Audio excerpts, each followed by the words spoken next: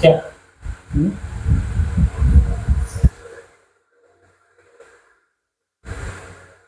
नमस्कार जय हिंद साथियों। आप सभी का हमारे ड्रीम मैथ क्लासेस पर बहुत बहुत स्वागत है। और हम कल नंबर सिस्टम पढ़ रहे थे और आज उसी की दूसरी क्लास है, जो कि इकाई अंक पढ़ रहे थे। और इकाई अंक में हमने काफ़ी सवाल किए भी थे, लेकिन कुछ सवाल बचे हुए हैं तो उनको भी पढ़ लेते हैं। और इसके बाद जो भी दूसरा टॉपिक होगा उसको भी पढ़ेंगे। चलिए, तो आज की क्लास को अपन प्रारंभ करते हैं और स्टार्ट करते हैं इन्हीं सवालों के साथ। कल अपन ने इसी सवाल को छोड़ा था और यहीं से शुरुआत करते हैं इस सवाल की। कल कुछ टेक्निकल इशू आने के कारण अपन क्लास को अपन ने यहीं पर रोक दिया था और आज अपन यहीं से शुरुआत करेंगे। और आप हमारे साथ ऐसे ही जुड़े रहें, बने रहें। आप सभी का सपोर्ट प्यार ऐसे ही मिलता रहे। तो चलिए, आज की क्लास अपन स्टार्ट करते हैं। और ये रहा आपके सामने ये क्वेश्चन जो अपन ने कल छोड़ा था। तो अब यहाँ पर देखते हैं कि हमने बताया था कि जब किसी संख्या के ऊपर घात लगी होती है तो उसके अंतिम दो अंकों पर 4 का भाग दिया जाता है। और ये भी बताया था आपसे कि जब किसी संख्या के अंत में इकाई अंक जो हो वो यदि 0 है, यदि 1 है, और यदि 5 है, और यदि 6 है, तो उनका इकाई अंक बदलता नहीं है। यदि 0 है तो उसके ऊपर कितने की भी घात लगी हो, 4 अंकों वाली या 6 अंकों वाली, तो उसका इकाई अंक 0 ही होगा।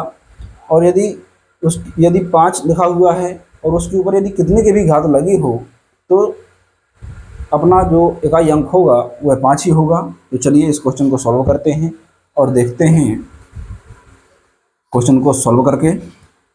तो हमने अभी अभी बताया कि यदि 5 के ऊपर कितने की भी घात लगी हो तो जो अपना इकाई अंक है वो 5 ही होगा। तो अपन ने स्टार्ट किया, तो जैसे ही अपन ने देखा कि 5 जो है इकाई अंक है, तो अपन डायरेक्ट अपन 5 को लिखते हैं यहाँ पर। इसके बाद प्लस का चिन्ह है, प्लस का चिन्ह लगाएंगे। इसके बाद अपन देखते हैं कि जो इकाई अंक है वो 3 लिखा हुआ है और जो उसके ऊपर घात लगी हुई है वह 169 की लगी हुई है। और हमने बताया था कि घात कितने भी अंकों की लगी हो, 3 अंकों की या 6 अंकों की, तो अंतिम दो अंकों पर अपन 4 का भाग लगाते हैं, 4 से डिवाइड करते हैं और जो भी अपन को शेषफल प्राप्त होता है उसको इकाई अंक के ऊपर रखते हैं। तो जो अपना इकाई अंक है 3 को उतार लेते हैं, नीचे रख लेते हैं। और जब अपन 69 में 4 का भाग लगाएंगे तो अपन भाग लगा करके देख लेते हैं।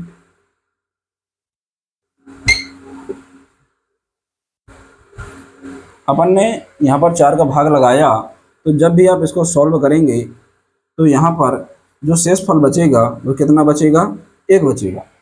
ठीक, तो यहाँ पर आपको याद रखना है कि जो 3 के ऊपर आएगा वह कितना आएगा, 1 आएगा, क्योंकि हमारा जो शेष बचा हुआ है वह 1 बचा था। और जो भी शेष बचता है उसको संख्या के ऊपर घात के रूप में लिखते हैं। और आगे बढ़ते हैं सवाल में। अपना ये जो कोष्टक है ये सॉल्व हो गया। इसके बाद दूसरा कोष्टक प्रारंभ होता है और दूसरे कोष्टक में हमने देखा जो इकाई का अंक है वो 9 दिया हुआ है और जो 9 के ऊपर घात लगी हुई है वह 1256 की लगी हुई है। तो हमने बताया था कि इकाई अंक के ऊपर चाहे जितने भी संख्याओं की घात लगी हो अंकों की, तो अंतिम दो अंकों पर 4 का भाग देंगे। और जब 4 का भाग इसमें अपन 56 में लगाते हैं, जब अपन 4 का भाग 56 में लगाएंगे तो जो भाग फल है यानी शेष फल है वो कितना होगा, 0 होगा, क्योंकि 56 में 4 का भाग पूर्ण रूप से जाएगा। और जब पूर्ण रूप से भाग जाएगा तो हमने बताया था कि जब किसी संख्या में पूर्ण रूप से भाग जाता है तो उस संख्या के ऊपर सिर्फ 4 ही लिख देते हैं शेष फल के रूप में। तो चलिए यहाँ पर अपन क्या करेंगे, 4 की घात लगा देंगे। इसके बाद माइनस का चिन्ह लगा हुआ है तो माइनस का चिन्ह लगा देते हैं। इसके बाद अपन ने देखा कि जो हमारी संख्या वो 244 है और उसके ऊपर जो घात लगी हुई है वह 311 की लगी हुई है। तो बस अपना इकाई अंक नीचे रख लेते हैं यानी 4, और जो उसके ऊपर घात लगी हुई है 311 की, अंतिम दो अंकों पर हमें भाग देना है 4 का। तो जब अपन 4 का भाग देंगे तो 4 दूनी 8 होता है, बराबर 3 यहाँ पर शेष बचेगा। तो अपन 4 के ऊपर 3 की घात लगा देंगे, पावर। इसके बाद मल्टीप्लाई का चिन्ह लगा हुआ है गुणा का, तो ये भी कर देते हैं अपन। इसके बाद अपन ने देखा जो इकाई अंक है वो 7 लिखा हुआ है, यहाँ पर अपन 7 लिख देते हैं। और जो घात देखते हैं तो 935 की लगी हुई है। अंतिम दो अंकों पर हमें क्या करना है, अंतिम दो अंकों पर हमें 4 का भाग लगाना है। 4 का भाग लगाकर जब अपन देखेंगे तो 4 नहीं 36 होता है और 36 से यह 1 कम होता है, इसीलिए जो घात आएगी यहाँ पर कितनी 3 की पावर आएगी।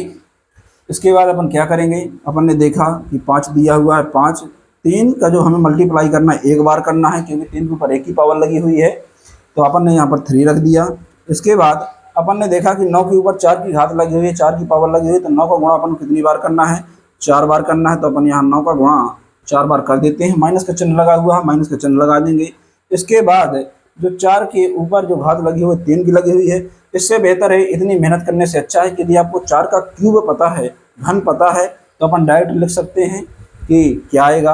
अपन को मालूम है कि 4 चौको 16 चौको 64 होता है, तो अपन सीधे अपन ने यहाँ पर 4 का क्यूब लिखा। इसके बाद मल्टीप्लाई का चिन्ह लगा हुआ है, मल्टीप्लाई लगाया। इसके बाद 7 के ऊपर क्यूब लगा हुआ है, 7 के ऊपर 3 की घात है, 7 का हमें क्यूब पता है जो कि 343 होता है।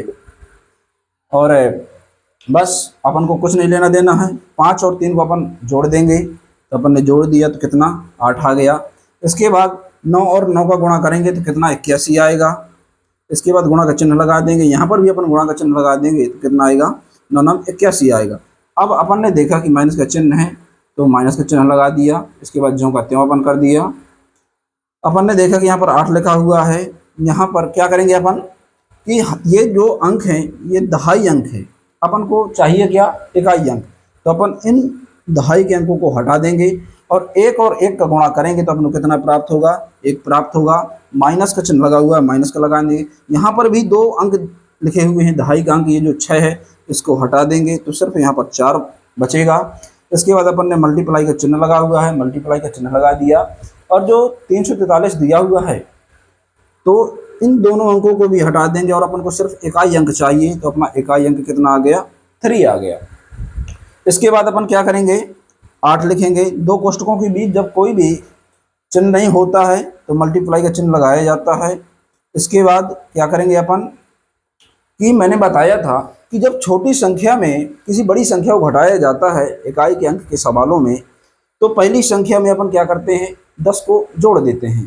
तो अपन 1 में क्या करेंगे 10 को 1 में प्लस कर देंगे, माइनस का 4 कर देंगे, इंटू 3 कर देंगे, तो बस 8 हो गया मल्टीप्लाई। इसके बाद 10 और 1 11 होता है 11, माइनस का 4 करेंगे, इंटू 3 कर देंगे, तो बस अपना सवाल यहाँ से सोल्व होता है।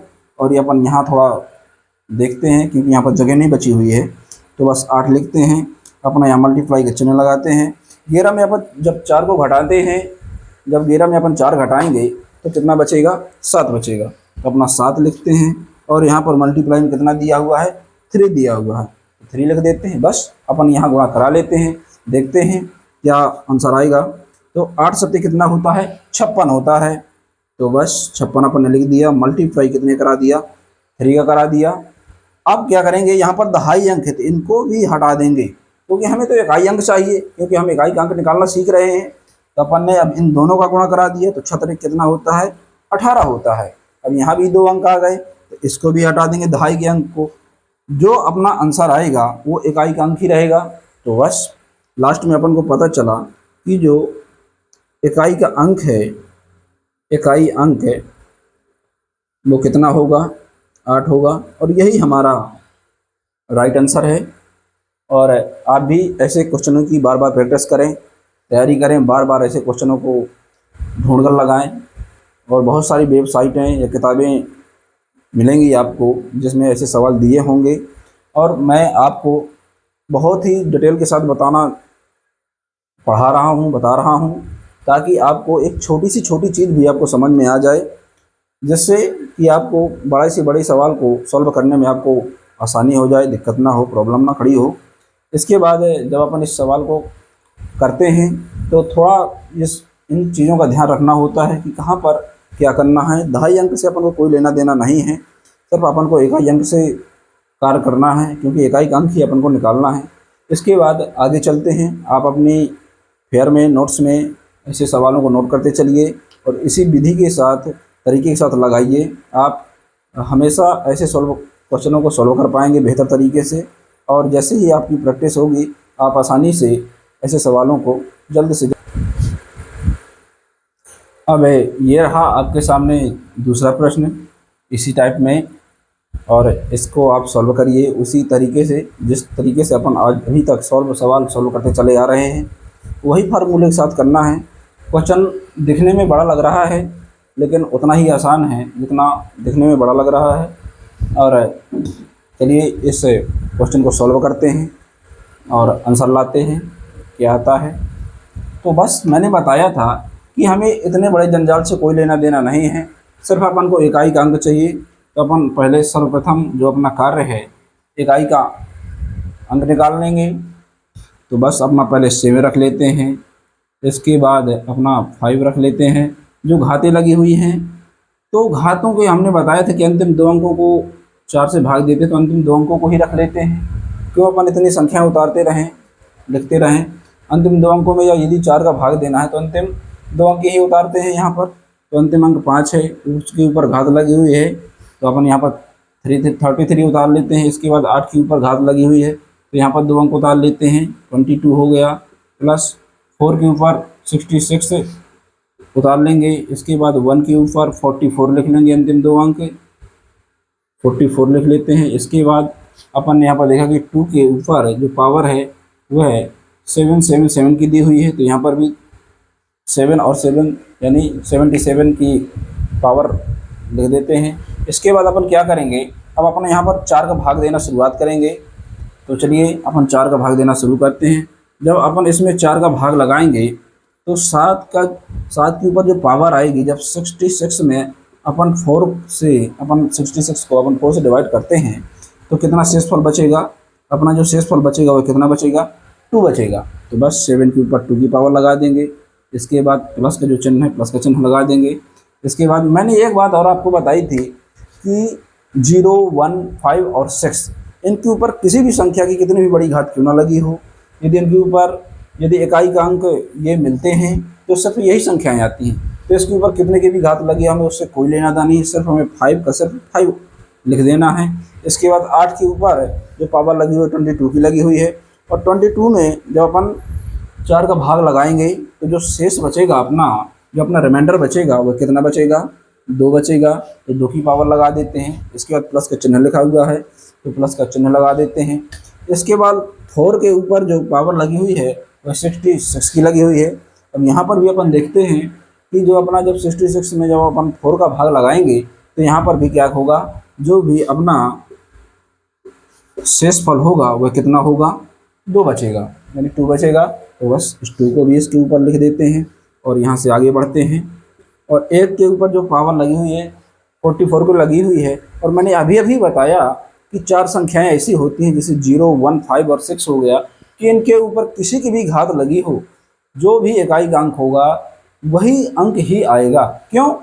क्योंकि यदि 1 का गुणा आप 44 नहीं चाहे जितनी बार करा लो, यदि 1 गुणे 1 गुणे 1 आप 44 बार नहीं चाहे जितनी बार भी करा लो तो सिर्फ अपन को उसका आंसर जो मिलेगा तो वह सिर्फ 1 ही मिलेगा, इसीलिए 1 को रखा जाता है।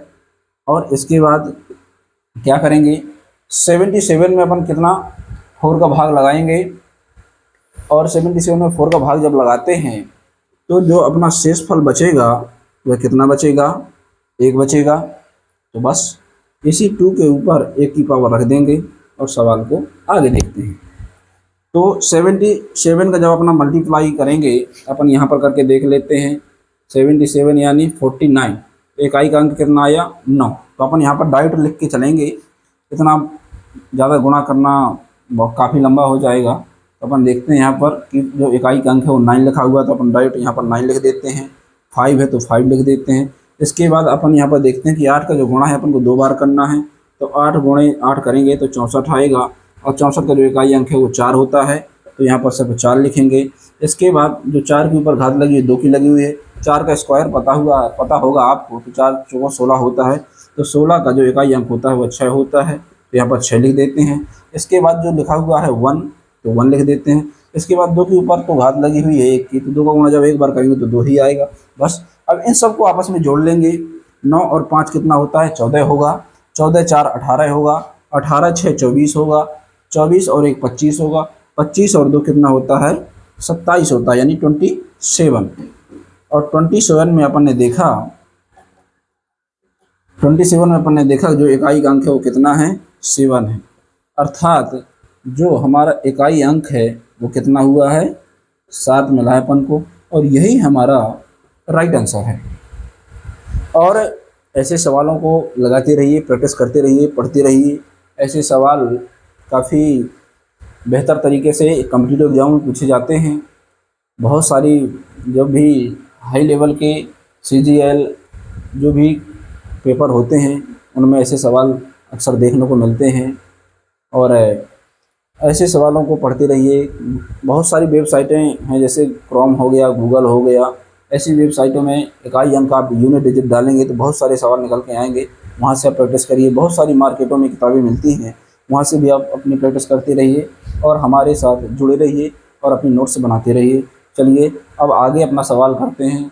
और आपके सामने ये रहा तीसरा प्रश्न, और ये रहा अगला प्रश्न आपके सामने।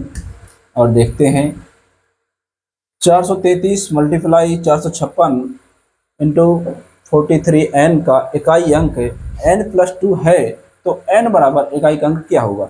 यहाँ पर अपन को n का मान ज्ञात करना है कि यहाँ पर ऐसी क्या संख्या रखें कि अपना यहाँ पर सेटिस्फाई हो जाए दोनों पक्ष। तो बस अपन इसको सॉल्व करते हैं कि 433 इंटू 456 इंटू 43n बराबर n+2 दिया हुआ है। तो बस अपना यहाँ पर कहते हैं, क्या करेंगे कि अपना जो अपन को करना है वो इकाई अंक से मतलब है। अपन को पूरी संख्याएं देखनी ही नहीं है, सिर्फ देखना है अपन को इकाई अंक क्या दिया हुआ है। तो यहाँ पर जो इकाई का अंक है वो 3 दिया हुआ है, 3 अपन ने लिख दिया, इंटू चिन्ह लगा हुआ, इंटू का चिन्ह लगा दिया। यहाँ पर 6 लिखा हुआ है इकाई अंक, तो 6 लिख दिया। यहाँ पर इकाई का जो अंक है वो n खुद है, और यहाँ पर जो है तो n+2 दिया हुआ। अर्थात क्या करना है अपन को कि n की जगह हमें ऐसी संख्या को रखना है कि जो दोनों पक्ष हैं वो क्या हों, बराबर हों।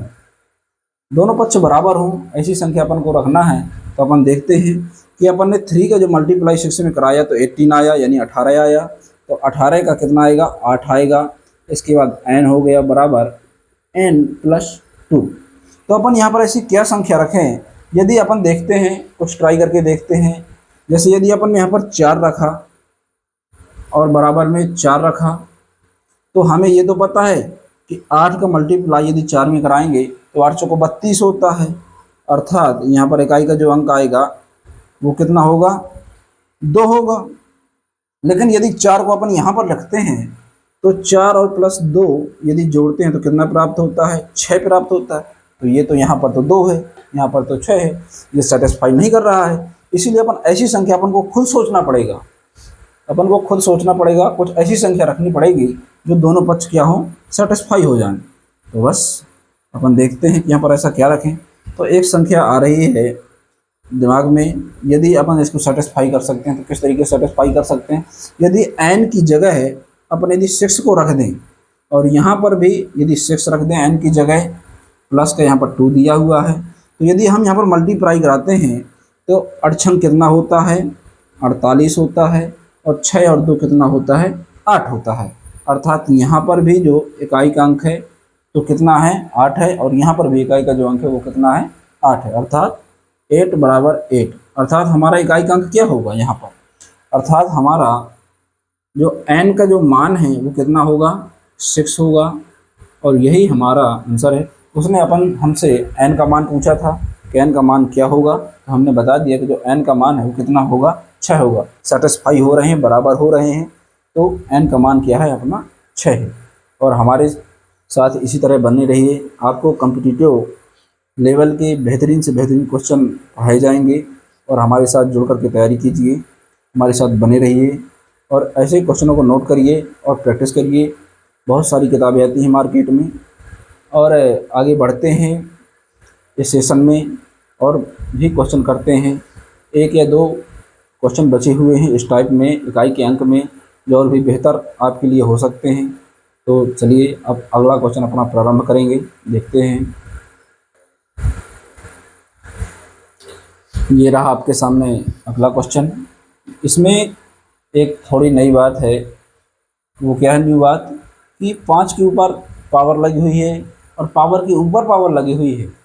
तो हमें इससे भयभीत नहीं होना है। मैंने आपको पहले भी बताया है कि 0, 1, 5 और 6 यदि इनके ऊपर पावर लगी हो या पावर की भी पावर लगी हो, कुछ भी लगा हो, हमें उससे कोई लेना देना नहीं है। सिर्फ हमने इकाई अंक संख्या का देखा कि इकाई अंक क्या दिया हुआ है, 5 दिया हुआ है, तो जो हमारा आंसर होगा वो कितना होगा, 5 ही होगा। क्योंकि ये 4 ऐसी संख्याएं हैं 0, 1, 5, 6 कि ये किसी भी इकाई अंक में आती हैं और हमें इकाई का अंक निकालना होता है। इसके ऊपर कितने की भी पावर लगी हो या पावर के ऊपर पावर लगी हो, तो जो हमारा आंसर होगा वह वही संख्या होगी जो अंत में है। Thank you. इसके बाद अपन और आज हमारा इसी प्रश्न के साथ है हमारा यूनिट डिजिट जो है ख़त्म होता है और हमारी अगली क्लास होगी जो वो आपको इसी चैनल पर मिल जाएगी। और आपका प्यार सपोर्ट हमें हमेशा ऐसे ही मिलता रहे और आप सभी का ऐसे ही प्यार मिलता रहा तो बेहतर से बेहतर आपको क्लासेस देने का कार्य करेंगे। और आप भी हमारे साथ जुड़े रहिएगा और चैनल को हमारे ड्रीम मैथ क्लासेस को लाइक, शेयर एंड सब्सक्राइब करें और अपने दोस्तों के साथ सभी के साथ शेयर करें। और क्योंकि यहाँ पर डे क्लासें आपको मिलेंगी मैथ से या रीजनिंग से, हर सब्जेक्ट की आपको क्लासें मिलेंगी कंटिन्यू। और हमारे साथ जुड़े रहना और प्रतिदिन अपनी तैयारी को मजबूत करते रहिए और कॉम्पिटिटिव एग्ज़ाम के लिए तैयार रहें। और ये हमारा जो है आज का चैप्टर ख़त्म होता है। आप सभी को बहुत बहुत धन्यवाद।